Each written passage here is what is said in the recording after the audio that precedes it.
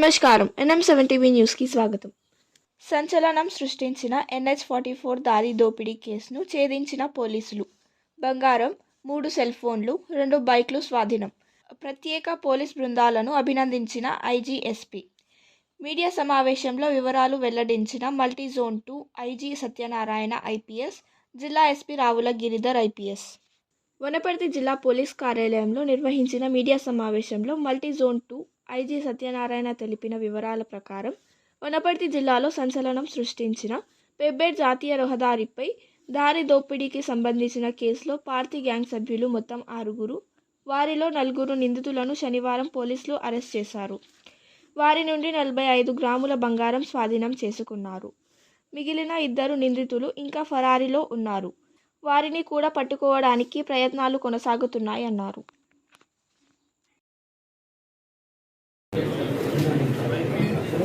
श्रीराम शिवाजी शिंदे और हाथ उठाओ. श्रीराम शिवाजी शिंदे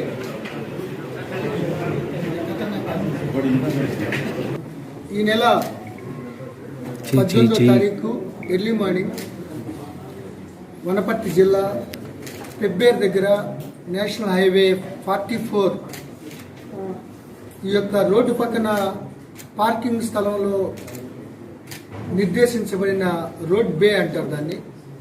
అక్కడ ఒక హైవే రాబరీ జరిగింది. జగిత్యాల జిల్లా చెందిన ఇబ్రహీంపట్నం మండలం కోజన్ కొత్తూరు చెందిన గోపిడి రజని మరియు ఆవిడ అంగన్వాడీ టీచర్ 8 మంది కుటుంబ సభ్యులు నైబర్స్తో కలిపి తిరుపతి, అరుణాచలంకి 13వ తారీఖున వెళ్ళి 5 రోజులు యాత్ర పూర్తి చేసుకుని తీర్థయాత్ర ఎర్లీ మార్నింగ్ సుమారు 2 గంటలకి పెబ్బేర్ దగ్గర హైవే పక్కన 2 ట్రాక్టర్లు, చెరుకు ట్రాక్టర్లు ఉంటే సో ఇక్కడ సేఫ్టీ అని అక్కడికి వచ్చి నేచర్ కాల్స్కి వెళ్ళడం. తర్వాత డ్రైవర్ సంతోష్ ఓనర్ అతను కొద్దింత స్లీపీగా ఉండడం వల్ల కొద్ది రెస్ట్ తీసుకుని జగిత్యాల వెళ్ళాలి కదా అని అతన్ని కొద్దిసేపు రెస్ట్ తీసుకుని వెళ్దామనే ఉద్దేశంతో ఆ రెస్ట్ తీసుకునే నేపథ్యంలో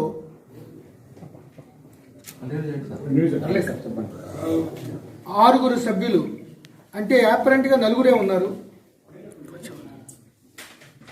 ఆకస్మికంగా ముందు వీళ్ళకి తెలియకుండా పైన ఏదైతే లగేజ్ ఉందో ఆ లగేజీని కట్ చేసి తీసుకువెళ్ళి ఫీల్డ్లో చూసుకున్నారు. అక్కడ కేవలం ప్రసాదాలు, విడిచిన బట్టలు తప్ప ఏమీ లేకపోవడంతో వాళ్ళు ఇంకా కసిగా వచ్చి పెద్ద పెద్ద రాళ్ళు, బండరాళ్ళు తీసుకుని నలువైపుల నుంచి 4 చాలా పాసిఫికంగా వాళ్ళపై దాడి చేయటం మొదలుపెట్టారు. ఒకేసారి లైటనింగ్ అటాక్ చేసే తరుణంలో వీళ్ళు ఒక రకమైన షాకు గురయ్యారు. తర్వాత వాళ్ళు కంటిన్యూస్గా దాడి చేస్తూనే వీళ్ళ దగ్గర ఉన్న 13.5 తులాల బంగారం సంబంధించిన పుస్తల తాళ్ళు, చైన్స్, మంగళసూత్రాలు ఇవన్నీ కూడా దోపిడీ చేయడం జరిగింది. ఆ కొన్ని నిమిషాల్లోనే వాళ్ళు చేసిన విధ్వంసం అంతా ఎంత కాదు. హైవేలో ఇటీవల కాలంలో ఎప్పుడు కూడా మేము ఇటువంటి ఇంటెన్సిటీ ఉన్న డెకాయిటీ చూడలేదు. దట్టు ఇటు తిరుపతి ఎక్కువగా ప్రతిరోజు వందలాది వెహికల్స్ వెళ్తూ ఉంటాయి, వస్తూ ఉంటాయి. సో స్లీపీగా ఉన్నప్పుడు ఇటువంటి డాబాల దగ్గర వీళ్ళ దగ్గర పెట్టుకోవడం చాలా పరిపాటి. అటువంటి సమయంలో ఇటువంటి విధ్వంసకరమైన డెకాయిటీ జరగడంతో ఎస్పీ వనపర్తి గిరిధర్ గారు పూర్తిగా అప్రమత్తం అయ్యారు. పెబ్బేర్ ఎస్ఐ గారు, డిఎస్పీ వనపర్తి, వాళ్ళ టీము, సిఐలు అందరూ కూడా ఇమ్మీడియట్గా స్పాట్కి వెళ్ళి 4 టీములు పెట్టి సైంటిఫిక్ ఎవిడెన్స్ని చేయడం. విచిత్రం ఏంటంటే అక్కడ ఒక 2 ట్రాక్టర్లు వ్యక్తులు ఆగారు. ఆ 2 ట్రాక్టర్లు ఉన్నాయి కాబట్టి వీళ్ళు వెళ్ళి అక్కడ ఉండొచ్చు, మనం వెహికల్స్ ఉన్నాయి అనే భావంతో వీళ్ళు అక్కడ కారు ఆపడం జరిగింది.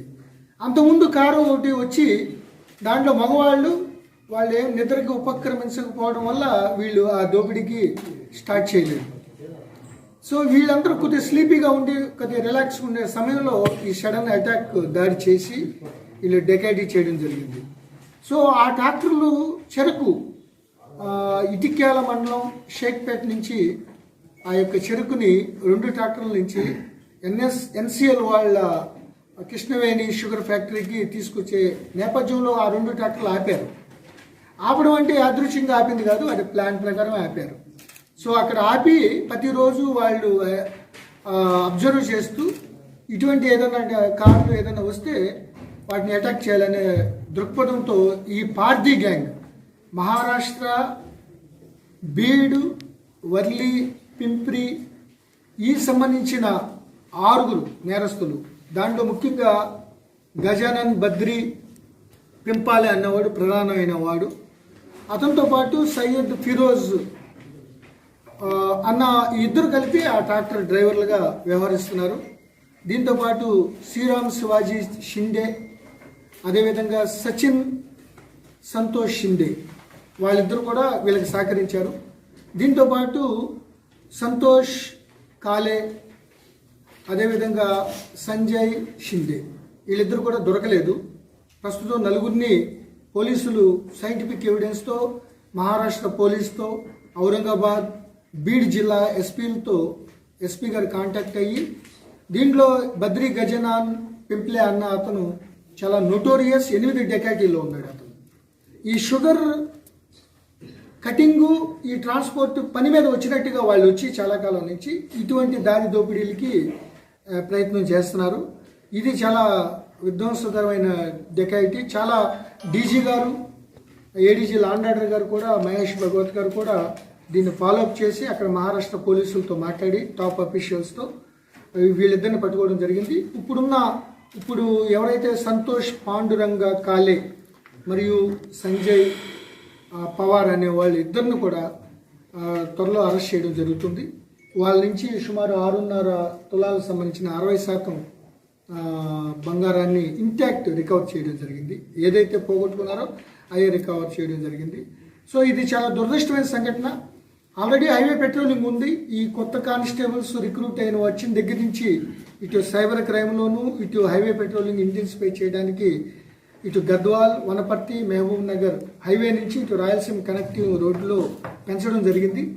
బట్ చాలామంది మేము ఒక్కసారి కంగారు పడింది ఏంటంటే టాప్ అఫీషియల్స్ హైదరాబాద్ లెవెల్లో తిరుపతి వెళ్తూ ఉంటారు, వస్తూ ఉంటారు. తీర్థయాత్రలకు తెలంగాణ నుంచి ఇదే రూటు 44 బెంగళూరు హైవే, ఇటు కర్నూలు, రాజంపేట, ఆలగడ్డ అటు నుంచి తిరుపతి వెళ్తూ ఉంటారు. చెన్నై నుంచి అరుణాచలం ఇవన్నీ కూడా. సో ఈ రోడ్లో ఇంత రద్దీగా ఉన్న ఏరియాలో ఇటువంటి డెకాయిటీ జరిగితే దీన్ని మనం ఏమాత్రం కొద్దిగా నిర్లక్ష్యం చేసినా మళ్ళీ ఇది రిపీటెడ్ జరుగుతుంది. సో